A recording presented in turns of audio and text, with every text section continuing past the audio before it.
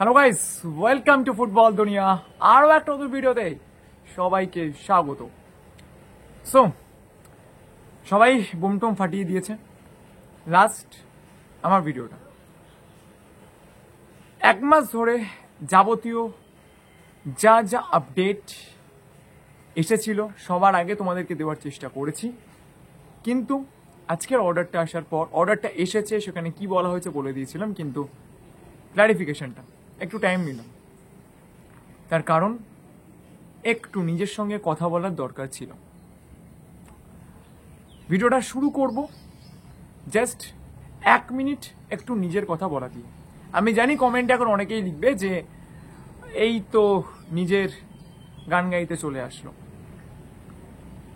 প্রথমেই বলে দিচ্ছি, অ্যাজ এ রিপোর্টার হিসেবে প্রথম থেকে ফ্রম 9th of July যবে থেকে আমি আনোয়ার আলীর এই সাগাটা কভার করেছি, প্রত্যেকটা বার আমি যখন লাইভে এসেছি বা ভিডিও করতে এসেছি, আমি সবসময় নিউট্রাল পয়েন্ট অফ ভিউ নিয়েই এসেছি এবং সেক্ষেত্রে যেগুলো সঠিক তথ্য যেগুলো উঠে এসেছিল সেগুলো তোমাদেরকে দেওয়ার আপ্রাণ চেষ্টা করেছি। আজ সত্যি এটা বলতে ভালো লাগছে, ফুটবল দুনিয়া বা আমার তরফ থেকে যা যা আপডেটস আনোয়ার আলীর ব্যাপারে দেওয়া হয়েছিল তার সব কিছুই মিলে গিয়েছে, এটা প্রমাণিত। খুব বেশি কিছু বলবো না, সমস্ত লাইভ সমস্ত ভিডিওস রয়েছে, গিয়ে চেক করে নিতে পারো। তবে একটা ব্যাপার আমি বলবো, আমি আনোয়ার আলী পিএসসি যাওয়ার পরে একটা কথা বারবার বলতাম যে আনোয়ার আলী তিনি নিজে মোহনবাগান সুপার জায়ান্টে খেলতে চান না, এই বলে তিনি পিএসসিতে অফিসিয়ালি অ্যাপিল করেছেন। তো সেই সময় অনেকেই একটা কথা বলতেন যে আমি কি বেশি জানি, আমার কানে কানে এসে কি আনোয়ার আলী বলে দিয়েছে। আমি তখন তাদেরকে কোনো অ্যান্সার দিতাম না। আজকে একটা ছোট্ট কথা বলছি, আনোয়ার আলীকে কালকের পিএসসি ফার্স্ট কোশ্চেনটা করেছিল, তুমি কি মোহনবাগান সুপার জায়ান্টে খেলতে চাও? আনোয়ার আলী বলেছিল আমি খেলতে চাই না। ঠিক আছে। সেকেন্ড একটা কথা বলেছিলাম, তিনি যেখানে চাইবেন সেখানেই খেলবেন, কারুর পক্ষে সেটা আটকানো পসিবল নয়। হ্যাঁ, এইবার তিনি কিভাবে খেলবেন সেটা পিএসসি ডিসাইড করে দেবেন, কত টাকা দিয়ে খেলবেন বা তিনি ব্যান হবেন কিনা সেটা পিএসসি ডিসাইড করতে পারে, কিন্তু as per Indian labour law কখনোই কিন্তু কোনো লেবারকে তুমি আটকাতে পারো না, যে কোনোভাবেই হোক না কেন তুমি কিন্তু তাকে আটকাতে পারো না, সে যদি তোমার কাছে খেলতে অনিচ্ছুক হয়। তো এইটুকুই বলার ছিল। আমি জানি এরপর অনেক কথা বলবে, কিন্তু তাদের উদ্দেশ্যে একটাই কথা, যখন প্রচুর গালাগালি খাচ্ছিলাম তখন তো আসেননি, তো আজ একটা ছোট্ট ব্যাপার তুলে ধরলাম। তো coming back to the point, ঠিক কি কি বলেছে আজকে প্লেয়ার স্ট্যাটাস কমিটি তাদের অর্ডারে পরপর করে বলছি, তারপরেই তোমরা বুঝতে পারবে। তার আগে তোমাদেরকে একটা বিষয় একটু ক্লিয়ার করে দিচ্ছি। কালকের হিয়ারিংটা যখন শুরু হয়, প্রথমে মোহনবাগান সুপার জায়ান্টের তরফ থেকে বলা হয়েছিল যে আনোয়ার আলী তাদের প্লেয়ার, তারা কখনোই কিন্তু তাকে রিলিজ করবে না, তাকে মোহনবাগান সুপার জায়ান্টেরই খেলতে হবে।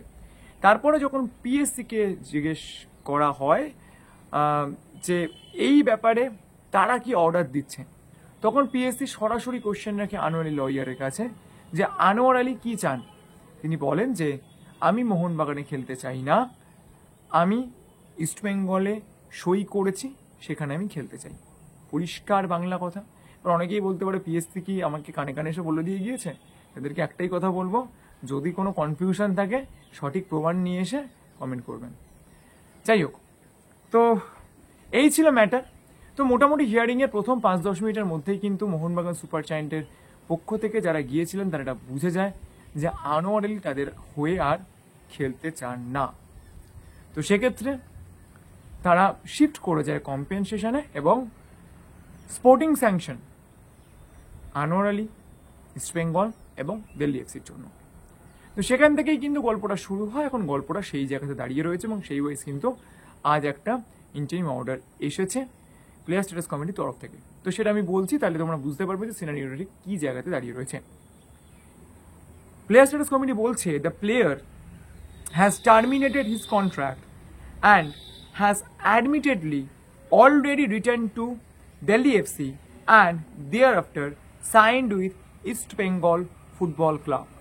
অর্থাৎ প্লেয়ার স্ট্যাটাস কমিটি কিন্তু এটা মেনে নিয়েছে যে আনোয়ার আলী তিনি তার কন্ট্রাক্টটি টার্মিনেট করেছেন, তিনি দিল্লি এফসিতে ফিরে গেছেন এবং তিনি ইস্টবেঙ্গলে ফার্দার সাইন করেছেন।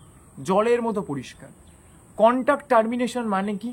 কন্ট্রাক্ট টার্মিনেশন মানে হচ্ছে আর কোনোভাবে তার যে বিফোর ক্লাব অর্থাৎ মোহনবাগান সুপার জায়ান্টে তার কিন্তু ফিরে যাওয়ার কোনো রাস্তা নেই। টার্মিনেশন মানে শেষ, ঠিক আছে? টার্মিনেশন মানে একটাই কথা, শেষ, সমস্ত সম্পর্ক শেষ। এইবার কোশ্চেনটা আসছে যে টার্মিনেশনটা কিভাবে হলো।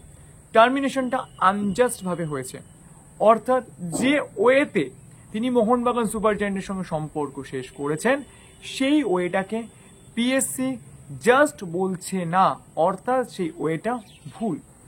তো সেক্ষেত্রে প্লেয়ার স্ট্যাটাস কমিটি কি বলছে?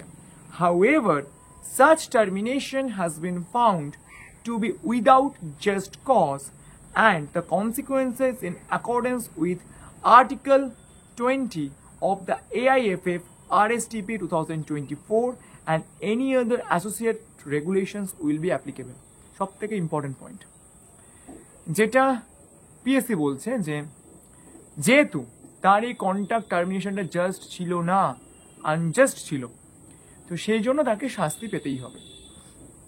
তো সেক্ষেত্রে তাকে কিভাবে শাস্তি দেওয়া হবে?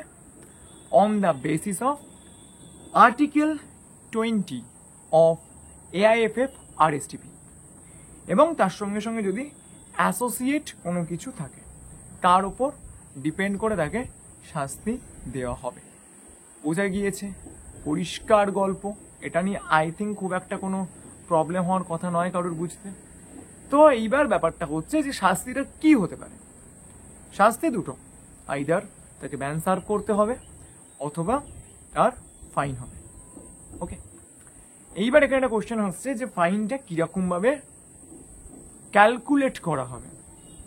ফাইনটা ক্যালকুলেট করা হবে as per article 20 AIFF RSTP and other associated regulations, মানে ফিফা এবং AIFF এর যে গাইডলাইন্স রয়েছে আনজাস্ট কন্ট্রাক্ট টার্মিনেশনের জন্য, সেই ওয়াইজ তার যে কম্পেনসেশনটা সেটা ক্যালকুলেট করা হবে। বোঝা গিয়েছে? আশা করি ব্যাপারগুলো জলের মতো পরিষ্কার হয়ে যাচ্ছে। এইবার ঘটনাটা কি? টার্মিনেশন তিনি করে দিয়েছেন, তবে কি তিনি ফ্রি প্লেয়ার হয়ে গেলেন? তাকে কি এবার যে কেউ সাইন করতে পারবে? সেটাও পারবে না, কারণ তিনি এটাও বলে দিয়েছেন যে তিনি ইস্ট বেঙ্গলে মুভ করেছেন। Clear? So in that case কি হতে পারে? তিনি ব্যানটা দেবেন এবং ইস্ট বেঙ্গলে তিনি খেলতে শুরু করে দেবেন। সরি, ব্যানটা না, সরি, তিনি ফাইনটা দেবেন, ফাইনটা দিয়ে তিনি ইস্ট বেঙ্গলে খেলতে শুরু করে দেবেন। এবার তিনি যদি ফাইন না দিতে পারেন তখন তাকে একটা ব্যান সার্ভ করতে হবে, এবং যেটা হওয়ার পসিবিলিটি আমি তোমাদেরকে বলছি একদম নেই বললেই চলে। ঠিক আছে? তো কেন আমি এরকমটা বলছি? তার কারণটা হচ্ছে এই যে পুরো ডিলটা করা হয়েছিল না, অনেক ভেবেচিন্তে করা হয়েছিল। এইটুকু আমি তোমাদেরকে গ্যারেন্টি দিয়ে বলছি। অনেক ভেবেচিন্তে, অনেক কিছু ভাবনা চিন্তা মাথায় নিয়ে এসে কি কি কনসিকুয়েন্সেস হতে পারে সব কিছু বুঝে শুনে তবেই কিন্তু এই ডিলটা করা হয়েছে। কথা আমি এতদিন বলিনি, আজই বলছি। কেউ গাধা নয়, কেউ গরু নয়। তারা কিন্তু জানতেন যে কি কি কনসিকুয়েন্সেস হতে পারে এবং তারা কিন্তু এটা প্রিপেয়ার্ড যে কত টাকা তাদেরকে দিতে হবে। ঠিক আছে? এইবার ধরো ব্যাপারটা এরকম হলো যে আনোয়ার আলী ব্যান ফেস করলেন, তারপরে কি তিনি মোহনবাগানে ফিরে যাবেন? As per Indian penal code যখন কেউ শাস্তি পেয়ে যায়, শাস্তি পাওয়ার পর কিন্তু তিনি ফ্রি প্লেয়ার, তখন কিন্তু তিনি তার পছন্দ মতো ক্লাবেই খেলবেন। It's it clear? I think তোমাদের কাছে ম্যাটারগুলো ক্লিয়ার করতে পারছি, কারণ অনেক রকম জট পাকিয়ে রয়েছে। তো এই হচ্ছে ম্যাটারটা দাঁড়িয়ে রয়েছে। এইবার হচ্ছে ফিফাতে অ্যাপিল করা। মোহনবাগান সুপার জায়ান্ট এখনই অ্যাপিল করতে পারে। ঠিক আছে? কারণ কন্ট্রাক্ট টার্মিনেশনটাকে যেহেতু মানে কনফার্মড হয়ে গিয়েছে আর কি পিএসসির কাছে, তো সেহেতু তারা অ্যাপিল করতে পারে। এবং সেক্ষেত্রে as per Indian labour law, যখন কেউ কোনো একটা অর্গানাইজেশনের হয়ে কাজ করতে চায় না তখন তাকে এনওসি দিতেই হয়। তো এনওসি মোহনবাগানকে দিতে হবে, কিছু করার নেই এক্ষেত্রে। তো এনওসিটা তারা কিভাবে দেবে? অবশ্যই কম্পেনসেশন নিয়ে দেবে।